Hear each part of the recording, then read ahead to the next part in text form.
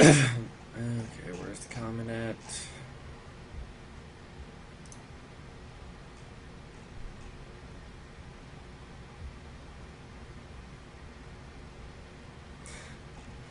Where is it? Where'd it go?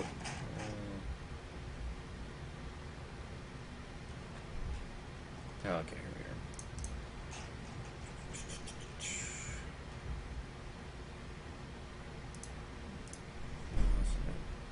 This one.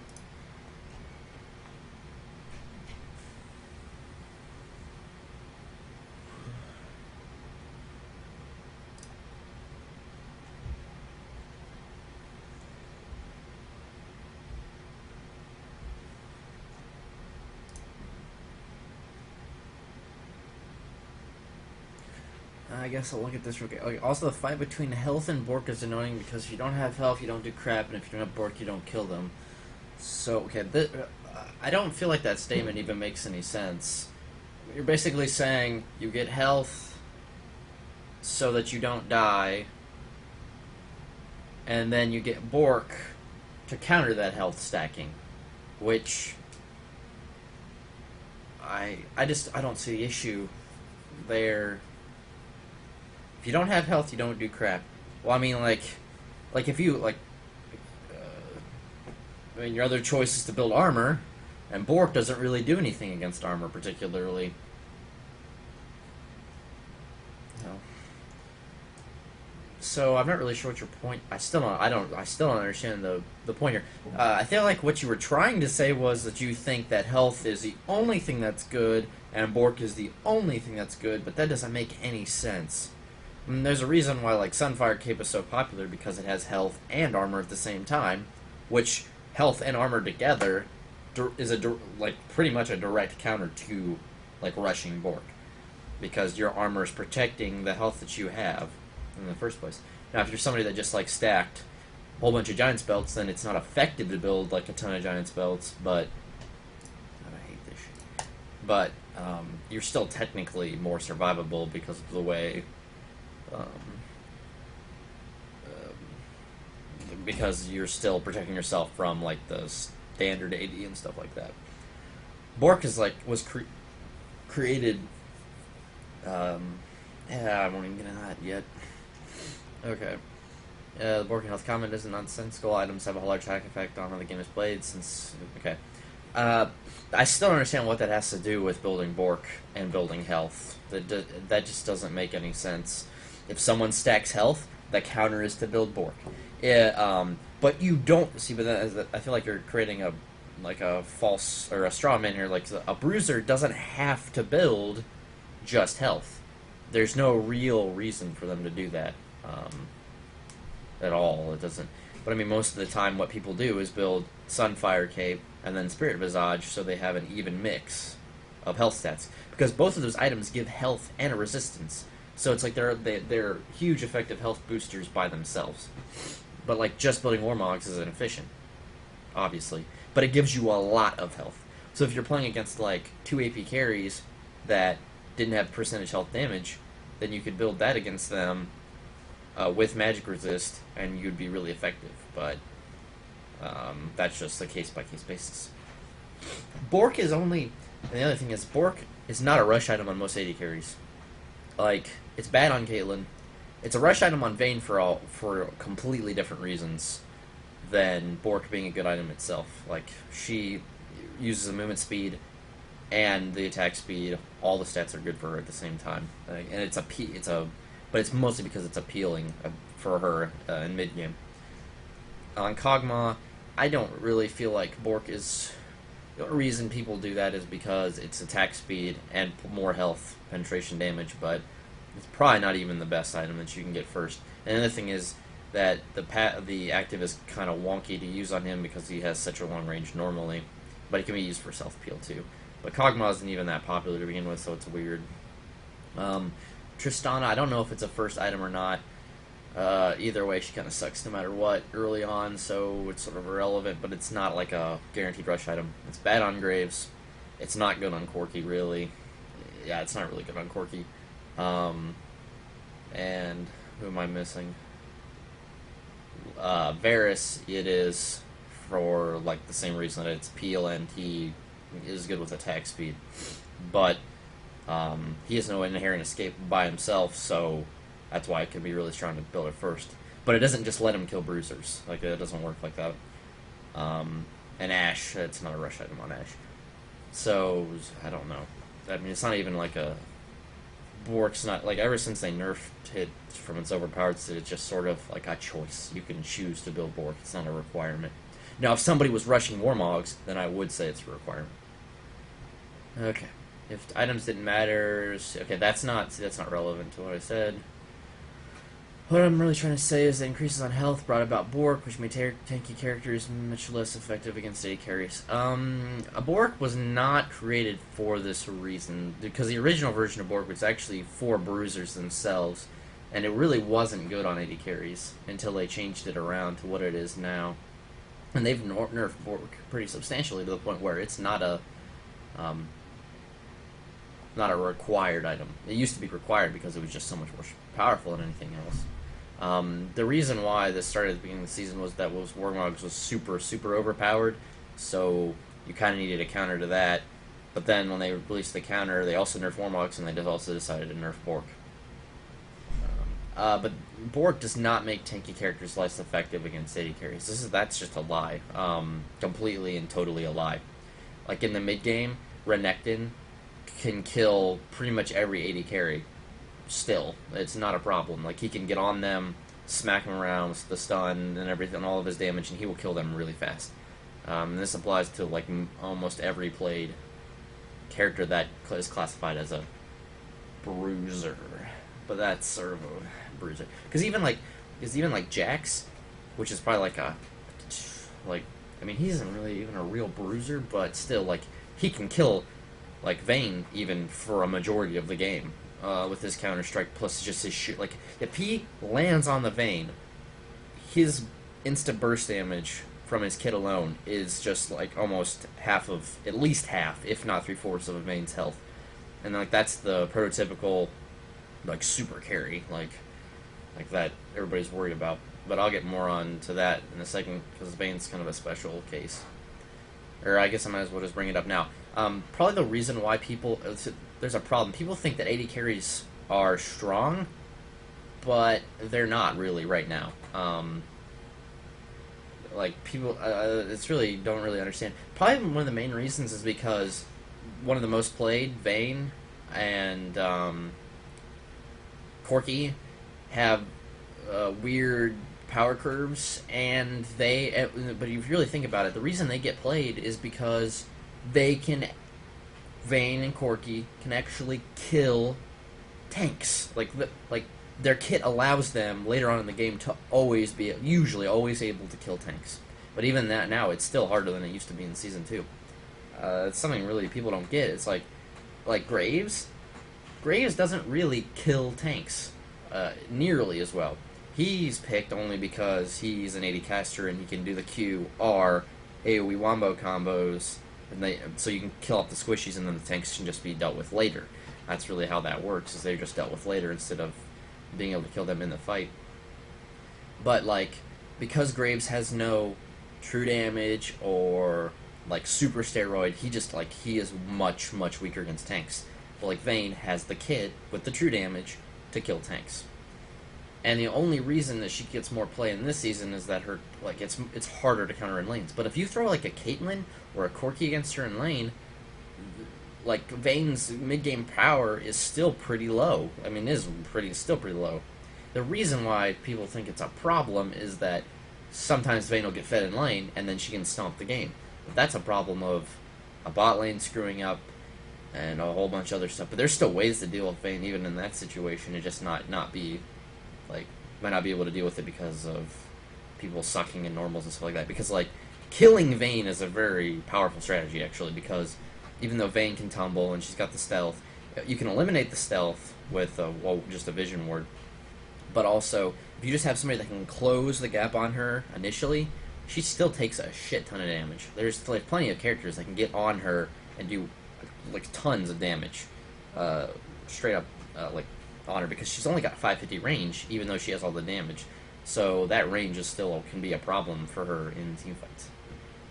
Versus Caitlyn, who can just stand way in the back and start hitting people, and she also has this cape. But she also does comparatively less damage and cannot just destroy tanks. The reason why she gets more items and stuff usually is that she's just comparatively stronger to the AD carry at that point in the game, even though she's really not super strong. She's also good at killing towers. But tanks are still good. Like Singed is pretty nearly unkillable by most AD carries unless they have like specific parts of their kit that are good at killing tanks, like Vayne, or Vayne or Cog. Maybe Varus, but Varus would have a really hard time even getting the Singe. But like besides those two, it's really still really hard to kill Singed. It's still really hard to kill Malphite. It's almost impossible to kill a good Jax. Like I don't even know what characters to say. Like it's still hard to kill Zac, which is it's not necessarily hard to kill Jarvan, but Jarvan's a special case. He does a lot of huge upfront burst that really does a lot of damage, and then he sticks around for a little bit and does some more damage. And if he builds health, he still is pretty tanky because he even has a built-in shield. And so that's, but I mean, his kit also is a lot of upfront damage, and that's kind of the point of him. Whether jungler, Eve doesn't really count. She's special. Vi is really tanky because of her shield and the way she builds, and she jumps to the AD carry and beats. I mean, like she does a shit ton of damage for like 2 AD carries. If she gets gets a vault breaker, then another 3-hit combo, they're almost dead just from that. Plus her ultimate if she has to use it. So I'm not really sure which bruisers you're talking about. Like Xin Xiao is just a stupidly designed character, and that's a problem of the character itself. I mean, like Renekton's still good. Renekton's really tanky. Renekton's really tanky because he gets the mid-game health armor items, and he's got his ultimate. He can get in the back line and just keep 80 carries out of the fight by himself. Darius is just an example of more bad design, but he's still really technically good against 80 carries. It's just that you have to. It's feast or famine with him. I'm not really sure what other bruisers.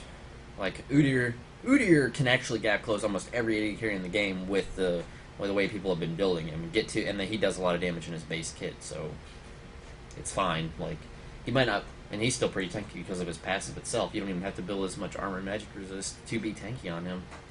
So I'm really not sure what tanky character. This is something that gets brought up a lot of times by lower level players, like that haven't played the game as much or don't know as much. Because I know 80 carries are just not strong in the same sense that they used to be really strong. They are much more like they're not really carries anymore. They're much more just like this person does a lot of damage at range, but there's many more ways to deal with it. And if you try to kill them, you're not just going to die in 2 hits like the way it used to be. Okay. Now, that really only affects competitive play at high levels. What people watch is what people try to do.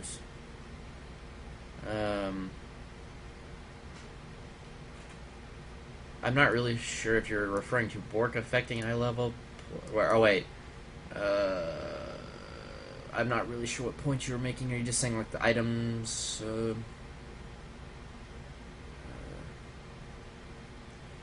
Now that really only affects competitive play at high levels, but what people watch is what people try to do, so if it's not what the pro players do, it's wrong, apparently. Which this doesn't seem like it's a waste. So you're saying people mimic what pro players do. I'm not sure what that has to do with what was said before. I'll make a comment on that. It's like what pro players do is either right and what you should do, or it's something that was team compositionally valid and you shouldn't do it normally. Aatrox is a good example of this. He's not really a character you want to play as a generally viable character. It's really, really team comp specific. Jace and Nidalee kind of fall under this category too, that they're okay. But really, if you're playing against somebody with a good team comp, you have to have a very special team comp of your own to make those characters really work in a game. Like, poke comps are much harder to pull off in normals and solo queue, and everybody has to understand how that works and everything. Split pushing is the same way. That's more common now, but still, like, in either case, pro's either right, and that's what you should do, or you should only do it sometimes. Otherwise, like, I can't even think of an instance where some pro player did something that was, because it's always something, it's oddball and works in this case, and or you should normally do it, or it's just what should be done. Like, because that's what pro players do. Like, you're never going to see a pro player play Heimerdinger because Heimerdinger is bad. You should not play Heimerdinger. And not because, I mean, like, not just because a pro player hasn't done it, it's just, it's bad. That's the thing, it's like, it's what pro players do is almost equivalent with what is good and what you should do. It's not exactly equivalent, but it's very close. Fun argument is an opinion thing, which kind of goes into how you talk about how the carries and how they are all pretty similar in gameplay, but a few mechanic differences, so some are better positions than others, so why would you play the worst of the two? Well, the argument to that is that slight mechanical difference in the character is what I find fun, it is anything to deter me from the better of the 280 and cause me to play consider selfish. Play and my probably post-patch comments. People building characters what is literally not an efficient way, but enjoyable for them is perfect acceptable in my eyes, because there's okay. The first thing I want to point out about this is there is a case to be made for the champion differences. Okay, but we'll get back to that in a second. But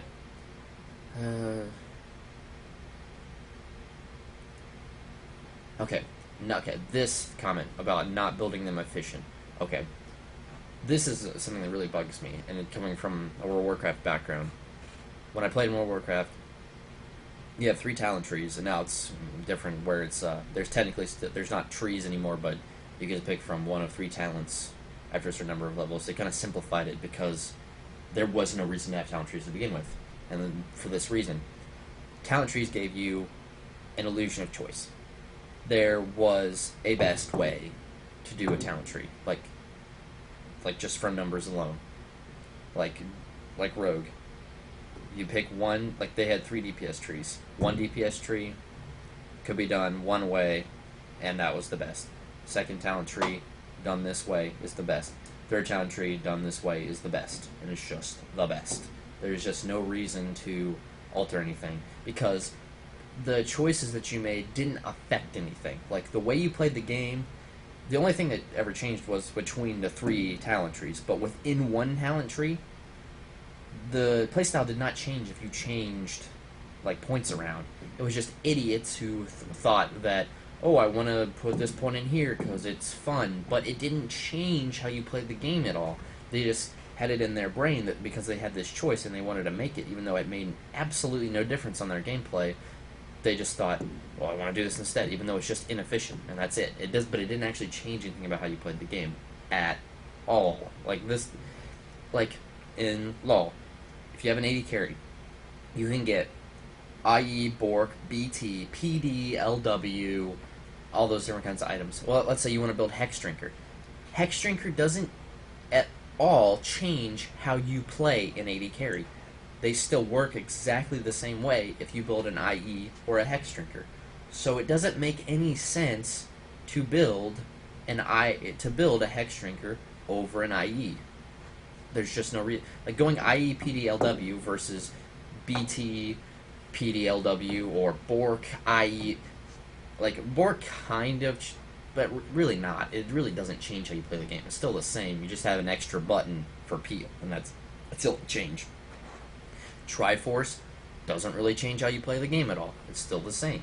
You move faster, and your auto attack is a steroid sometimes. But it doesn't change how it's played at all. Like if I go the BT build or the IE build, nothing changes about how you play the character. It's just that in team fights, the way they get through the fight is a little bit different. Like a BT build, you won't do as much damage, but your auto attacks will also give you more life back, so you'll survive a little bit longer in the fight. But the way you did the fight isn't going to change at all. You're just still going to be auto attacking and moving around. Nothing fundamentally changes about how the game is played. Now, let's say you played Ahri, for example, and you went the DFG the typical DFG Deathcap Zonius. I don't know what the third item usually is, but it's something like that. Well, versus DFG Rylai's, which is a tankier build. Rylai's first, which is a really tanky like startup build, and like the Rylai's can kind of change your play style because you're doing a slow and you can kite longer, but all it's doing is allowing you to do something that is inherent in the kit of the character to begin with. It's just letting you survive doing it better. Like you can kite more and be. You could even fuck up a little bit more and hit skill shots and stuff with the Rylai's build. And then, but while the DFG build is more like jump in, pick off somebody with the DFG plus W, E, R, Q, Q, or E, hit DFG, jump in, E, W, Q, R, and kill them, and they'll pretty much die instantly. But like besides the DFG being there, it doesn't change how Ari's played because you could still do that combo no matter what your build is. Now, if you did something really stupid like building Warmogs and AD or something like that, what you're doing in that situation isn't really like you're changing how the character is played, but you're just changing it to a different role basically. But then they're incredibly inefficient at that role, so there's no real reason to do it. And you're just choosing to play at a handicap. Like you're basically playing an AD carry that has a situation or it has an escape with 3 flashes when it's up, and then a CC and the QW really don't do anything, and that's it. When you could play. Vayne is very similar to that.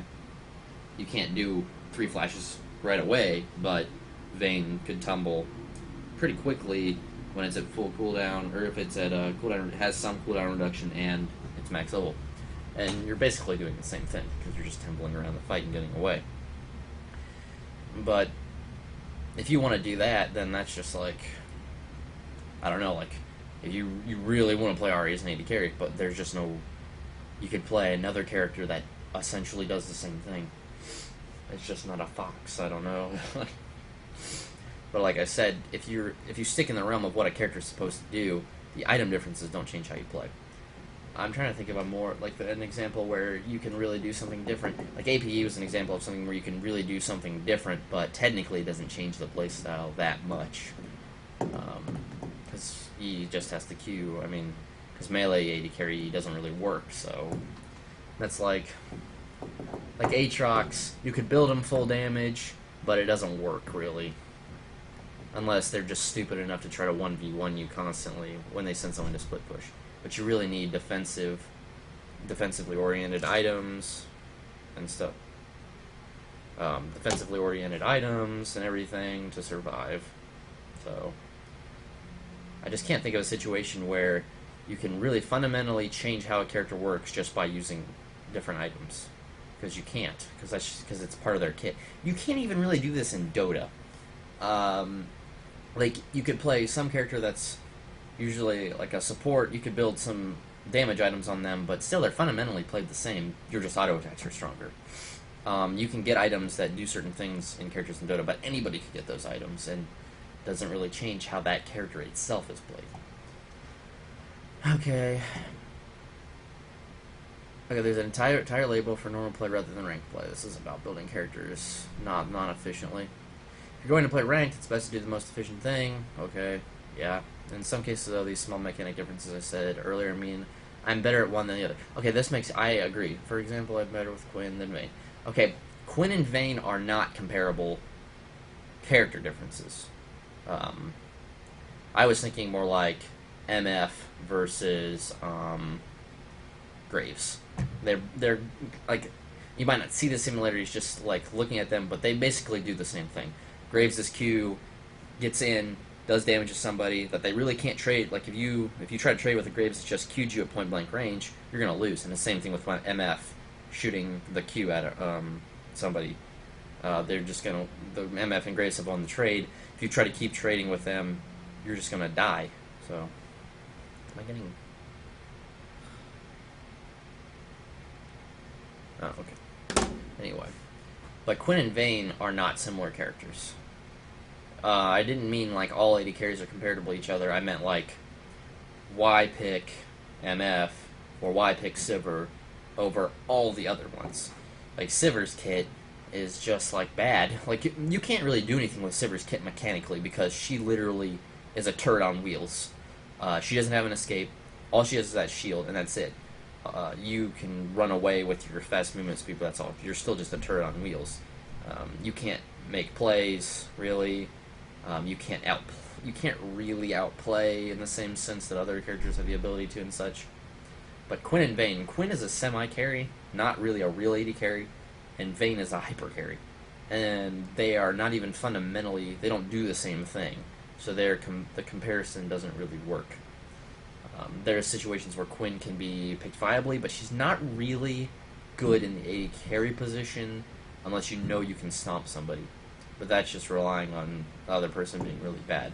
An equal skill position, Quinn can bully the AD carry and stuff like that, but she's not nearly as effective at that as she is like as a top laner, where she can harass the bruiser top and then build a different way than a normal AD carry. But Quinn doesn't really scale very well as a real AD carry. But that comparison is just not really valid. I'm not trying to be a hipster. Okay, yeah, I understand that, but what I'm saying is like closer comparisons. Like you could mid lane, Ahri and Akali, Veigar and Syndra. I'm not really sure which one. Like Veigar and Syndra are very similar champions in a lot more ways than just the ultimates. I'm not really sure which one's more viable. They kind of both hang on the same. But if one was really better than the other, which I think Syndra is better than Veigar in a general case scenario, you'd want to play Syndra instead of Veigar. Period. Like they do enough of the same thing. They really are pretty similar that you'd pick the Syndra, and you're not really playing a different champion. See, like Orianna. Does Orianna have a like? Yeah, Orianna and Morgana really are similar too. Orianna has an easier time in lane and like scales better and everything. Mor just kind of sits there and farms. But like in team fights, they both do very similar things. Like Ori throws all in, catches everybody with their ultimate, which is a CC. Like Morgana's ult, which is a CC. They both have shields. Morgana's is a better shield because, well, it's not necessarily a better shield because it only blocks magic damage, but it also blocks CC. That's like the real unique big difference there, but Orianna's just a better champion in general case, and their playstyles are very similar to the point that why would you play Morgana? And Morgana is like bad enough in this meta that even discounting this comparison, you really don't want to play Morgana. And then another comparison is Zed and Kha'Zix. There's no real reason to play Kha'Zix. Kha'Zix is much better at snowballing, but against equally skilled opponents and somebody that knows how to deal with Kha'Zix, Zed is just the better character. Because Zed has the better lane phase against even like long-range AP carries and stuff like that Kha'Zix can't necessarily deal with if they know what they're doing against Kha'Zix. That's kind of the problem. A lot of people don't know how to actually lane against Kha'Zix. But discounting that, Zed just scales so much better than Kha'Zix does. Zed can almost always one-shot somebody on the enemy team at all times, while Kha'Zix is much worse in full 5v5 teamfights because his AoE is really weak, while surprisingly, Zed's AoE is incredibly strong. And if you hit enough people with the E to begin with, you can get out of the team fight safely pretty easily because you can just activate your W again because of the cooldown reduction on E when you use it on a whole enemy team. It's like a 10-second reduction. And at full CDR, that's enough to just use it again and get out. While Kha'Zix has to get a kill, his damage has been lowered, his poke is much worse than it used to be.